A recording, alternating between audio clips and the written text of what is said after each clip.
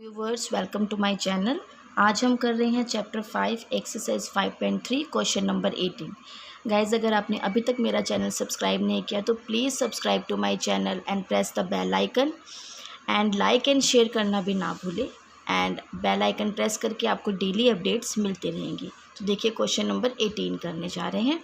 कहता है spiral is made up of successive semi circles with centres alternatively at A and B. Means एक spiral बनाया गया है जिसमें सक्सेसिव सेमी सर्कल्स हैं। मीन्स सक्सेसिव मीन्स एक के बाद एक जो है अर्धवृत्त। सेमी सर्कल्स को हम आधा सर्कल बोलते हैं।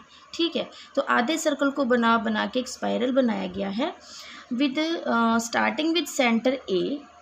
और वो कहाँ से स्टार्ट हो रहा है with centre alternatively at A and B. देखिए इस डायग्राम में, मतलब सेंटर्स जो है, मान लीजिए एक ये हो गया सेंटर और एक हो गया बी। एक ए सेंटर एक बी सेंटर, ये दो सेंटर्स हैं। तो कैसे हुआ, पहले बी से चला तो सेंटर ए बना। देखिए ये सेंटर होता है ना हाफ। फिर उसके बाद फिर जब यहाँ से नीचे चला फिर सेंटर बना बी पे। फिर जब ऊपर से चला तो सेंटर बना ए पे। फिर जब इसका आया तो सेंटर आया, ये ऐसे ऐसे करके डॉटेड से ये सेंटर होता है। तो ये बताया उसमें। उसके बाद कहता है स्टार्टिंग विथ सेंटर ए से स्टार्ट होता है सेंटर ऑफ रेडियाई। मतलब अब जो रेडियाई है वो कितने हो जाते हैं, 0.5 centimetre, 1, 1.5 and 2.0 centimetre as shown in figure. जो ये रेडियस है हमें अलग अलग मिलती हैं। तो कैसे मिली, जो ये रेडियस होता है पहले हमें 0.5 मिली ये L1 के लिए। फिर L2 के लिए जो हमें रेडियस मिली वो मिली हमें 1। उसके बाद जो है 1.5 मिली L3 के लिए। और L4 की जो रेडियाई है वो हमें मिलती है 2.0। उसके बाद what is the total length of such a spiral made up of 13 consecutive semi circles. कहता है कि जैसे ही आकृति में दिखाया गया है तो इन 13 सेमी सर्कल से बने हमें इस स्पाइरल की कुल लंबाई बतानी है। कुल लंबाई बताने के लिए हमें यहाँ पर क्या करना पड़ेगा, SN लेना पड़ेगा। ठीक है गाइस, तो 1 बाय 1 करते हैं। ये लेंथ है, ये L1, जैसे ये फर्स्ट चली L1, सेकंड ये L2, थर्ड ये L3 है एंड फोर्थ जो है ये L4 है। ठीक है गाइस, तो यहाँ से ही हमारा जो रेडियाई बनते हैं, ये जैसे यहाँ से फर्स्ट से यहाँ, फिर यहाँ से यहाँ, फिर उसके बाद ये, तो ये हमारे जो है रेडियस बन रहे हैं। तो गाइस इसमें अब हम स्टार्ट करते हैं सॉल्यूशन। रेडियस हमें गिवन है। अब देखिए गाइस, हम वी नो डैट, सबसे पहले हम लिखते हैं we know that perimeter of semi circle. Perimeter of semi circle क्या होता है, सर्कल।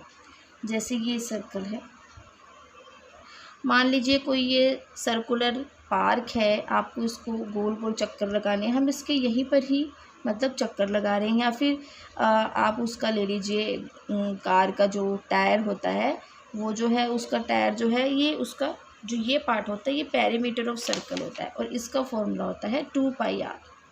बट यहाँ पर हाफ हाफ चल रहे हैं। देखिए यहाँ पर हाफ सर्कल, फिर ये हाफ, ये भी हाफ, ये भी हाफ। तो हमने यहाँ पर लेना है सेमी सर्कल। बात आ रही है सेमी सर्कल, वो होता है 2πr/2। तो ये हो जाएगा हमारा πr। ठीक है, इस हाफ की बात हो रही है तो हमें πr लेना है।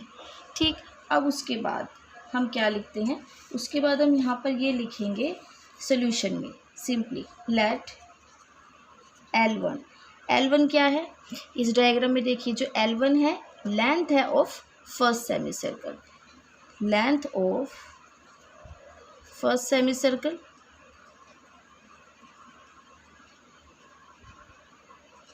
तो ये क्या होगा πr1। मैं इसको R1 ले लेती हूँ क्योंकि सबकी जो रेडियाई हैं अलग अलग हैं। ठीक है गाइस, हमारे पास जो 4 रेडियाई है वो मेंशन है, तो मैंने इसको करूँगी पाई। उन्होंने बोला है कि इसको, चलो मैं पाई अभी रहने देती हूँ। और ये हो जाएगा R1 कितना है 0.5, ये हो जाएगा पाई इंटू 5/10, दैट इज़ 5 1 जा 5। तो ये हो जाएगा π/2। ये आ गई L1। अब L2 निकालते हैं। अब गाइस L2 यहाँ पे लिखेंगे length of second semi circle. मतलब 1 बाय 1 हमको जो है इसमें लेनी है वैल्यूज़ पाई R2। अब इसमें R2 कितनी है 1, तो ये हो जाएगा हमारा ओनली पाई। अब हम लेंगे L3। L3 है length of third semi circle जो होगी पाई R3। R3 कितना हमें गिवन है, R3 है pi into 1.5 means pi into 15/10, ये 5 की टेबल पर गया और हमारे पास आ गया 3π/2। ठीक है गाइज। अब उसके बाद L4 length of fourth semi circle, ये हो जाएगा पाई R4, दैट इज़ R4 कितना है हमारे पास 2, ये हो जाएगा 2π। और यहाँ पर आप लिख दीजिए and so on. Simply length निकाली L1, L2, L3, L4, क्योंकि इसमें सेमी सर्कल है और सेमी सर्कल में हम 2πr का हाफ करते हैं जो πr होता है। सिंपली हमें लेंथ निकालने के लिए हमने क्या किया, πr किया। πr1, 2 के लिए πr2, 3 के लिए πr3 और 4 के लिए πr4 एंड सो ऑन। अब यहाँ पर हम क्या देख रहे हैं, जो भी आप लिखते हैं because length of each successive semi circles.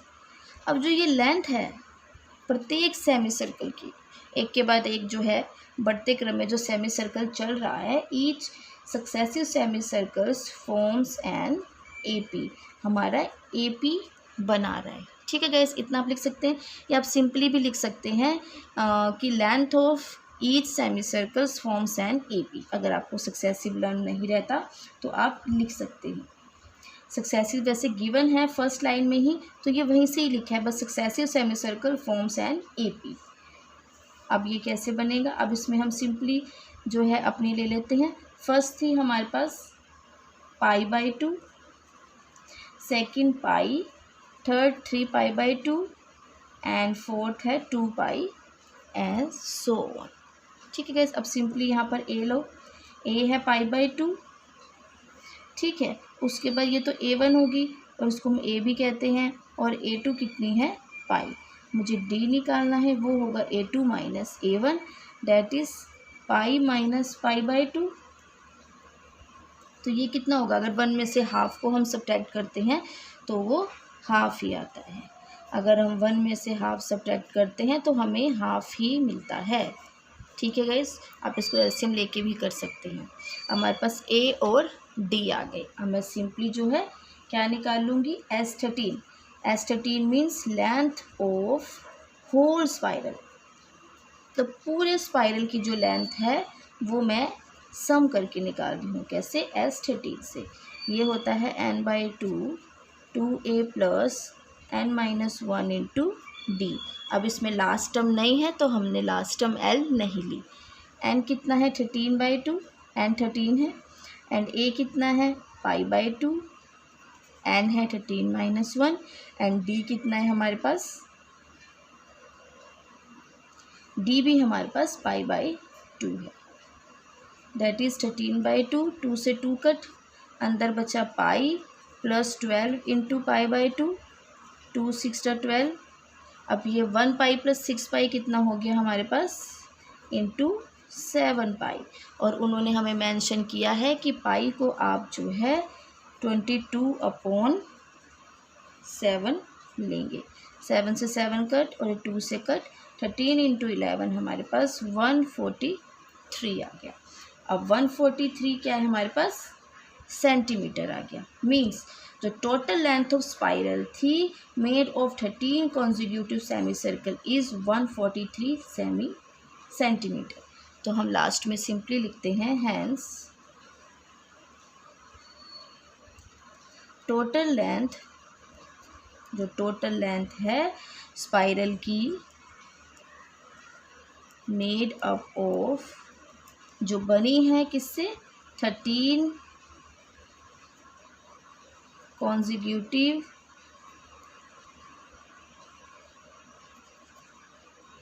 consecutive semicircle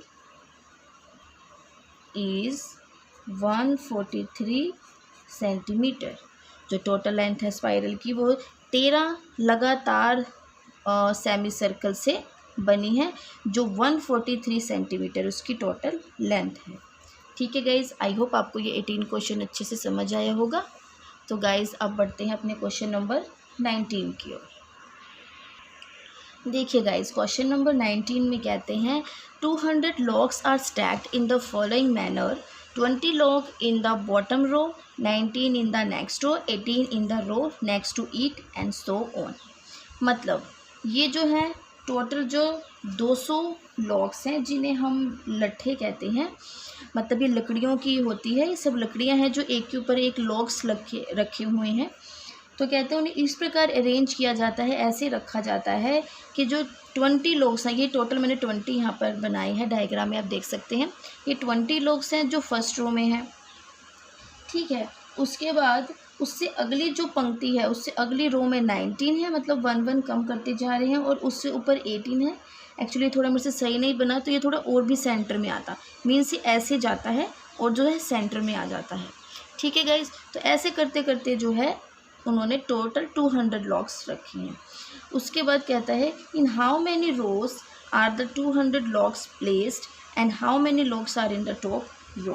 कहता है ये जो 200 लॉग्स हैं कितनी पंक्तियों में रखे गए हैं, मीन्स हमारे पास तो 3 पंक्ति जो है 3 रोज हमें मेंशन है, हमें बतानी है टोटल कितनी है। ठीक है गाइज, उसके बाद हमें ये बताना है कि सबसे ऊपरी पंक्ति में, ऊपरी रो में, मतलब टॉप रो मीन्स जो फर्स्ट रो है उसमें कितने लॉग्स हैं। ठीक है गाइज, तो आइए फर्स्टली हमें यहाँ से दिख रहा है कि हमारी एपी जनरेट हो रही है, क्योंकि एपी बनती है 20, 19, 18 ऐसे करके 17, 16 भी हो सकता है, बट हमें ये नहीं पता कि कितनी होंगी। ठीक है गाइज, बट इट्स ओके, हम इसको सिंपली जो है अपने क्वेश्चन को सोल्यूशन को करते हैं। सबसे पहले हम लिखेंगे number of logs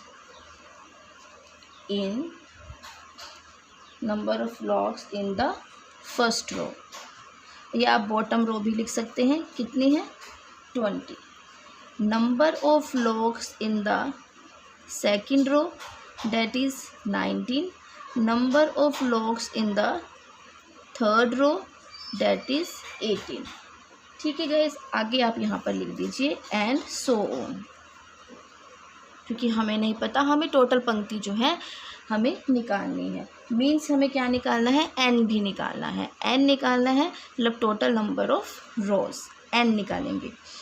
so guys, उसके बाद हम क्या करते हैं, सिंपली अपनी जो है एपी बनाते हैं और एस एन को फॉलो करेंगे। ठीक है गाइस, क्योंकि हमें टोटल नंबर भी इसमें निकालने हैं लॉग्स के, तो हम इसमें क्या करते हैं कि एस से ही, सम से ही इसको एपी को जनरेट करेंगे। तो अब यहाँ पर हम लिखते हैं number of logs in the each row forms an AP। ठीक है, जो ईच रो है वो AP फॉर्म कर रही है, AP जो है हमारी जनरेट हो रही है। हम सिंपली लिखते हैं यहाँ पर 20, 19, 18 अप टू सो।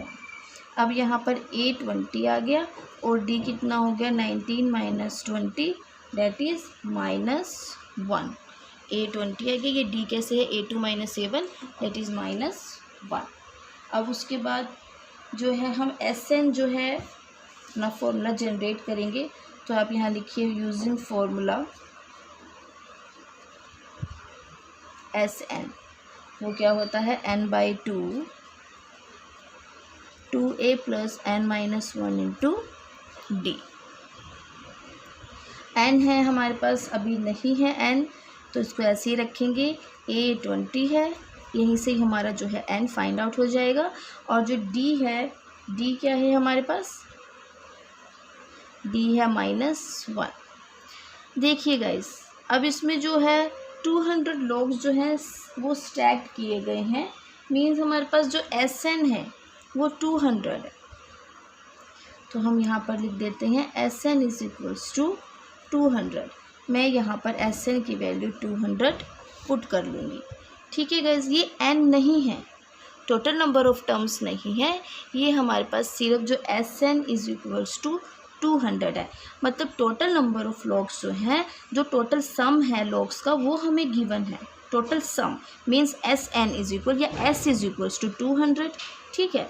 एन हमें फाइंड आउट करना है, तो हम एस से तो फॉर्मूला नहीं अपना जनरेट कर सकते, तो हमें एस एन से ही अपना ये फॉर्मूला बनाना है, तो हम कर रहे हैं, ठीक है गाइज। अब मैं इसको अगर यहाँ से मल्टीप्लाई कर दूँ तो ये 400 हो गया, एन रह गया 40 प्लस ये हो जाएगा -1 + 1 माइनस एन, मतलब -1n हो गया, एन माइनस माइनस प्लस,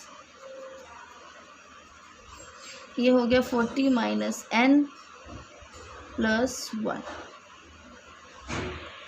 तो देखिएगा ये आ गया 400 is equals n bracket 41 - n, मतलब मैंने 40 में 1 प्लस किया तो ये 41 आ गया। अब यहाँ से मैं AP को जनरेट कर सकती हूँ, तो मैं ये कैसे करूँ, 400 - 41n + n² is equals to 0। मुझे इस माइनस के n² को प्लस में करना है, ठीक है। अब मैं इसको आगे ले आऊँगी, इसलिए मैंने ये पूरी टर्म जो है इधर ले आई। अब हो जाएगा n² - 41n + 400 is equals to 0। अब गाइज 400 है, हमें देखना है कि 400 के फैक्टर जो है बनते हैं या नहीं। 20 तो 40 होता है, तो इससे तो बना नहीं। अब देखते हैं किसी और वे से बनता है, तो फैक्टर लेंगे। सिंपली ये सब 2 पर ही जा रहा है, ये हमारे पास आ गया। देखिए गाइज, आप क्या किया कीजिए, पहले स्टार्टिंग के कुछ ले लिया कीजिए, फिर उसके बाद जो नीचे बड़ी डिजिट होते हैं उन्हें अलग। मैं आप देखती हूँ, मैं इसको लेके और इसको लेके देखती हूँ कि जनरेट हमारी होता है कि नहीं। 2 × 2 = 4, 4 × 2 = 8, 8 × 2 = 60, 5 × 5 = 25। अब 25 और 16 मल्टीप्लाई होकर जो 400 बन रहे हैं, और 25 में और 16 जो है अगर हम ऐड करके देखें तो ये हमारा 41 भी बनता है। तो हमारा जो है फैक्टर्स क्या आ गए, 16 और 25 के हमारे फैक्टर्स आ गए। तो मैं यहाँ पर लिखूँगी, अब ये दोनों माइनस में ही लेंगे, क्यों, क्योंकि मुझे -41 चाहिए, और माइनस माइनस होता है प्लस। n कॉमन आया क्योंकि दोनों में n है, n common, n - 16 - 25, n - 16 is equals to 0। तो हमारे पास जो आगे n - 25 is equals to 0 and n - 16 is equals to 0, ये हो गया। n = 25 और n = 16, मीन्स जो है हमारे पास n की 2 वैल्यूज़ आ गई, 16 एंड 25। ठीक है गाइज, हमारे पास जो है 16 की 2 वैल्यूज़ आ गई हैं। अब हम क्या करेंगे, अब ये तो n जो है हमारे पास 2 आ गई, तो मैं क्या करूँगी, केस बनाऊँगी। इसमें केस 1 में मैं क्या करती हूँ, मैं n पहले 16 दे देती हूँ। क्यों, क्योंकि वो लास्ट में बोल रहा है how many logs are in the top row, पहली पंक्ति में कितने लॉग्स हैं। ठीक है, पहली पंक्ति कौन सी, सबसे ऊपर की, सबसे ऊपर की पंक्ति में कितने लॉग्स हैं। तो वो हमारा कैसे निकलेगा, जब मैं इसमें इसको कर दूँगी a 60, तो ये क्या होता है a + n - 1 × d। a कितना है हमारे पास, a हमारे पास जो है 20 है फर्स्ट रो से, n 16 - 1 हो गया, और d जो है हमारा निकला था -1। ये होगा 20 + 15 × -1, that is 20 - 15 is equals to 5। ठीक है गाइस, अब मैं केस लेती हूँ सेकंड। जब मैं लेती हूँ, या लिख दीजिए when n is equals to 25। अब a 25 करती हूँ, a + n - 1 × d, a again 20 and 25 - 1 and d is -1, तो ये हो जाएगा 20 - 24, तो ये हमारा कितना आ गया -4। और जो -4 है यहाँ पर हम लिख देंगे विच इज़ नॉट पॉसिबल। कभी भी माइनस की वैल्यू नहीं आ सकती, हमेशा पॉजिटिव ही चलता है n, which is not possible, so we reject -4, या फिर n इज इक्वल्स टू 25 जो है हमने यहाँ पर रिजेक्ट किया। ठीक है गाइस, तो हम लास्ट में क्या लिखेंगे, हैंस देयर आर रोज़ कितनी होगी, 16 रोज़ होगी, क्योंकि 16 से ही हमारा हुआ है। रोज़ हमारी जो टोटल थी वो 16 थी, मतलब 20, 19, 18, 17 और 16 मीन 16 रोज़, मतलब ये 20 से लेकर जो है हमारी बनी थी ऊपर तक जाएगी, जैसे 16 रोज़ हम काउंट करेंगे, 16 से ऊपर जाएगी। ठीक है गाइज, 16 रोज़ बन गई टोटल एंड 5 लोग्स जो हैं इन द टॉप रो, मतलब जो पहले नंबर वाली जो रो आई वो हमारी होगी 5 लोग्स, उसमें 5 रह गए। जैसे मतलब घटते घटते हो रहे हैं ना, पहले 20, 19, 18 हुआ, फिर 17, 16, 15, ऐसे करते करते 16 रोज़ हो गई, और उसमें जो पहली रो थी सबसे ऊपर की, उसमें जो है 5 लोग थे। ठीक है गाइज़, आई होप आपको ये भी क्वेश्चन अच्छे से समझ आया होगा। तो गाइज़ अब चलते हैं क्वेश्चन नंबर 20 की ओर। देखिए गाइज़, अब question number 20, in a potato race, कोई पोटैटो रेस हो रही है, a bucket is placed at the starting point which is 5 metre from the first potato and the other potatoes are placed 3 metre apart in a straight line. देखिए ये diagram में, ये diagram आपके सामने है, इसमें कोई एक पोटैटो रेस हो रही है, जिसमें जो है एक बाल्टी रखी हुई है इसके इनिशियल पॉइंट पे। मान लीजिए ये वाला इनिशियल पॉइंट मैं ले लेती हूँ कि ये 0 मीटर पे, ये इनिशियल पॉइंट पे एक बकेट रखी हुई है, जो पहले आलू से, मान लीजिए ये पहला आलू है, ठीक है, ये पहले आलू से 5 किलोमीटर की दूरी पर है, मीन्स बकेट से इसकी दूरी जो है हमारी ये 5 मीटर की है।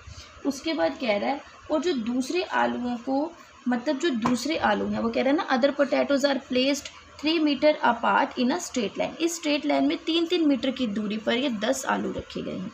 वो मैं आपको आगे बताऊंगी, ये टोटल 10 है। देखिए वैसे ये 10 है, 1, 2, 3, 4, 5, 6, 7, 8, 9, 10, मतलब 3-3 किलोमीटर की दूरी पर एक स्ट्रेट लाइन में जो है आलू रखे गए हैं, एक सीधी रेखा में, और इस रेखा पर 10 आलू रखे गए हैं।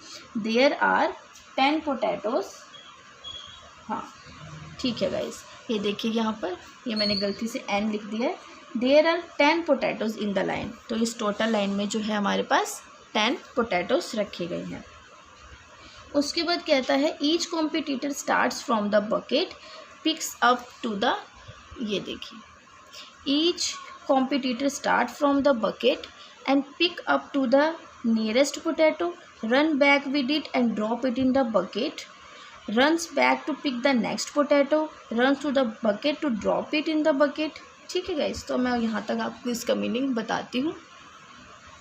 कहता है कि प्रत्येक जो प्रतियोगी है, प्रत्येक जो कॉम्पिटिटर है, ईच कॉम्पिटिटर को बाल्टी से जो है चलना प्रारंभ करते हैं, ठीक है, और अपने निकटतम आलू को, मतलब पास वाले आलू को उठा लेते हैं, और उसे फिर वापस लेकर भी दौड़ती है और बाल्टी में ड्रॉप कर देती है। मीन्स जो है ये आलू को बकेट में डाला, ड्रॉप किया, ठीक है गाइस, और उसे उठाकर फिर दूसरा आलू उठाने के लिए वापस दौड़ती है, ठीक है, जैसे मैंने यहाँ पर ये देखिए लिखा है, and run back to pick the next potato and run to the bucket to drop it in the bucket. ठीक है, दूसरा आलू उठाने के लिए इस दूसरे आलू पर गई, फिर दूसरा आलू उठाने के लिए वापस दौड़ती है और दोबारा वापस उसको बाल्टी में डालती है, मीन्स ये भी पोटैटो डाला। ऐसे करते करते जो है 10 पोटैटो हमें बकेट में डालने हैं, और वह तब तक ऐसा करती रहती है जब तक वो सारे के सारे आलू जो हैं उसकी बाल्टी में ना आ जाए। तो लास्ट में वो कहता है, what is the total distance जो competitor has to run.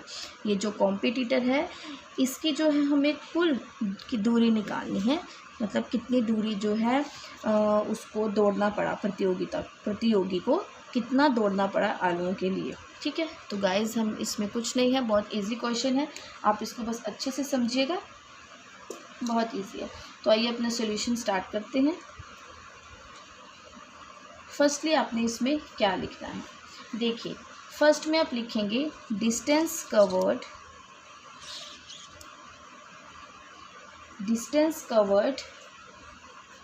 To pick up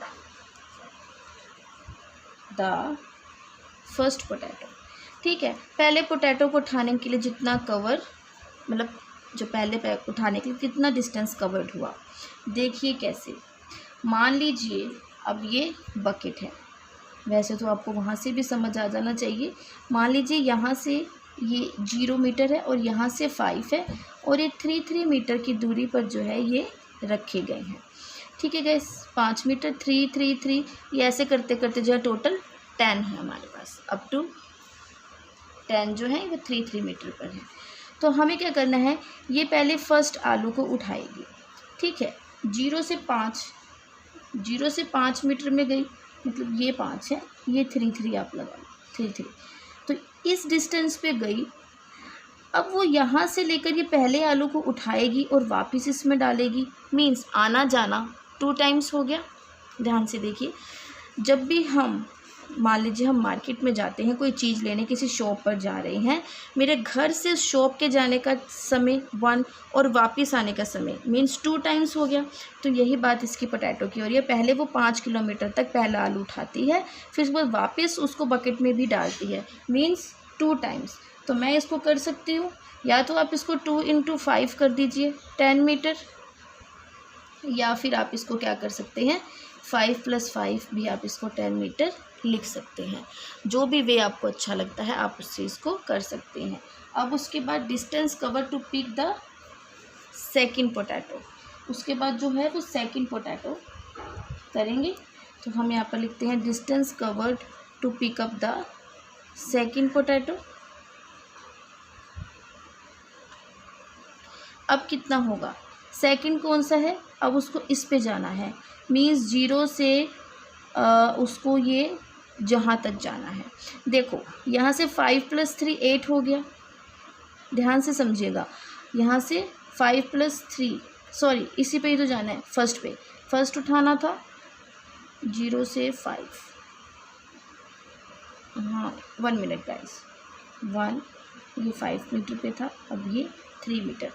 देखिए गाइस 5 मीटर के बाद ही जो है हमारा 3 मीटर स्टार्ट हो रहा है, ये बीच में नहीं है। 5 मीटर के बाद जो है 3 मीटर का आगे डिस्टेंस रखा गया, ये नहीं आएगा। तो अब उसको इस पर जाना है, तो इसमें 0 से 5 पे गई, फिर 5 से 3 में गए, तो अब क्या हो जाएगा, ये 5 + 3 8, बट ये भी कितनी बार होगा, यहाँ से 8 मीटर वो जाएगी और 8 मीटर वापस भी आएगी, तो ये हो जाएगा 2 of 8 दैट इज़ 16 मीटर।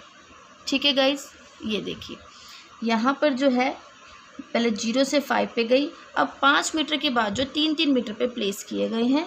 ठीक है, पहले में 5 था, उसके बाद 3 मीटर की दूरी पर जो है आलूओं को प्लेस किया गया। तो 0 से 5, 5 से 3, मतलब 5 और 3 ये टोटल कितना हो गया 8 मीटर डिस्टेंस, और कितनी 2 टाइम्स, तो 2 8 = 16 मैंने किया। अब थर्ड के लिए देखते हैं, अब उसको तीसरा पोटैटो उठाना है। तो तीसरा पोटैटो मैं आपको यहाँ से बताती हूँ, ये क्या होगा, अब ये सारा डिस्टेंस कवर करेगी। 5 + 3 8 8 3 11, मतलब टोटल यहाँ तक 11 मीटर बनता है, और आने और जाने का तो ये कितना हो जाएगा 11 मीटर और 11 मीटर, 11 + 11 22। तो मैं गाइस यहाँ पर कैसे लिखती हूँ, 2 ब्रैकेट 5 + 3 + 3, तो हो जाएगा 2 × 11 दैट इज़ 22 मीटर।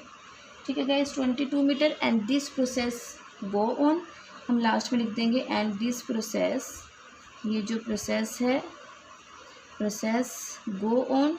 ठीक है गाइस, गो ऑन करने के बाद it is clear that this situation becomes N AP। हम यहाँ पर लिखते हैं it is clear that this situation forms an AP या बिकम्स एन AP, आप कुछ भी यहाँ पर लिख सकते हैं। ठीक है गाइस, अब उसके बाद जो है हमारी AP बनती है 10 metre, 16 metre, 22 metre, as so on. देखिए गाइस, इसका एक और भी करने का वे है कि आपने 3 जो है पोटैटोज़ रेस कर लिए, तो आप 10 भी निकाल लीजिए। तो 10 निकालने के बाद जो है जो हमारी 10th टर्म होगी वो हमारी L हो जाएगी, उससे भी कर सकते हैं, या आप इसको सिंपली भी कर लीजिए, नो प्रॉब्लम एट ऑल। अब हम क्या करेंगे, यहाँ पे A = 10 लेंगे और D हो जाएगा 16 metre - 10 metre that is 6 metre, मतलब 6 मीटर का हमारे पास डिफरेंस जो है यहाँ पर आया। अब उसके बाद total distance the competitor has to run. मतलब जो टोटल डिस्टेंस है, मतलब उसको दौड़ने के लिए कॉम्पिटिटर के लिए जो कुल दूरी है वो कितनी होगी, वो है S10। मीन्स हमारे पास हमें S10 ही निकालना पड़ेगा, क्योंकि हमारे पास गिवन है कि उसने टोटल 10 पोटैटोज़ के लिए रन करना है। तो S10 हम निकालेंगे, और S10 का फॉर्मूला होता है n/2 2a + n-1 into D. यही हमारे पास इसका फॉर्मूला होता है। सिंपली हम पुट करेंगे 10/2, a कितना है 10, n हो जाएगा 10-1 और d हमारे पास आया है 6। ये 2 पर कट हुआ, ये हो जाएगा 20 + 9 6 54। ठीक है गाइस, अब हमारे पास क्या बचता है 5 × 74, तो ये कितना आ जाएगा 370 मीटर। तो ये हमारे पास क्या आ गया 370 मीटर। हम लास्ट में लिखते हैं hence 370 metre is the total distance run by a competitor. 370 metre जो है टोटल डिस्टेंस जो है कॉम्पिटिटर को रन किया, मतलब कॉम्पिटिटर ने 370 मीटर कुल दूरी के लिए दौड़ी। ठीक है गाइज, आई होप आपको ये तीनों क्वेश्चन बहुत अच्छे से समझ आए होंगे। इसी के साथ ही हमारी 5.3 जो है ख़त्म होती है। उसके बाद हम आगे की वीडियो जो है हम 5.4 करेंगे, ऑप्शनल एक्सरसाइज है, तो वो भी ज़रूर मैं आपको करवाऊँगी। So guys please stay connected with me and subscribe and press the bell icon for more videos. Thank you. Have a nice day.